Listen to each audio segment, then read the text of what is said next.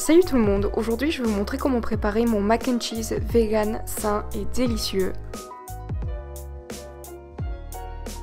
Pour cette recette ultra simple, on aura besoin de 80 g de potimarron cuit. Moi je l'ai simplement fait cuire à la vapeur et évidemment vous pouvez le remplacer par de la citrouille ou du butternut.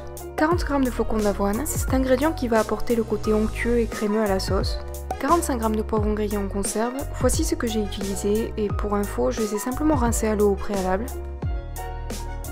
15 cl d'eau à peu près, 1 à 2 cuillères à soupe de levure diététique, une demi-cuillère à café d'ail en poudre, une demi-cuillère à café d'oignon en poudre, une cuillère à café de paprika fumé, le jus d'un citron vert et le sel c'est en fonction de chacun.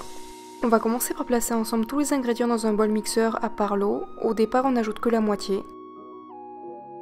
On mixe bien et on ajoute de l'eau au fur et à mesure jusqu'à obtenir la consistance qu'on souhaite. Moi j'aime bien qu'elle soit assez épaisse. Ça c'est complètement optionnel, moi j'aime bien ajouter quelques piments jalapeños, mais si vous n'aimez pas le piquant, oubliez cette étape. Une fois que la crème est bien lisse, on goûte pour ajuster l'assaisonnement. Ensuite, on la fait chauffer à feu doux ou au micro-ondes, et d'ailleurs on peut en profiter pour faire cuire nos pâtes. Une fois que c'est fait, on n'a plus qu'à verser nos pâtes essorées et chaudes dans la sauce.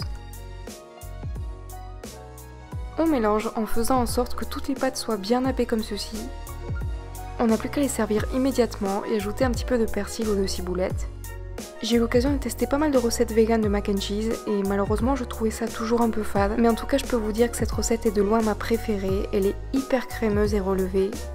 Bref, j'espère vraiment que vous allez la tester et si c'est le cas s'il vous plaît, n'oubliez pas de prendre des photos et de me les envoyer sur mes réseaux sociaux. Je vous fais un bisou et je vous dis à la prochaine vidéo.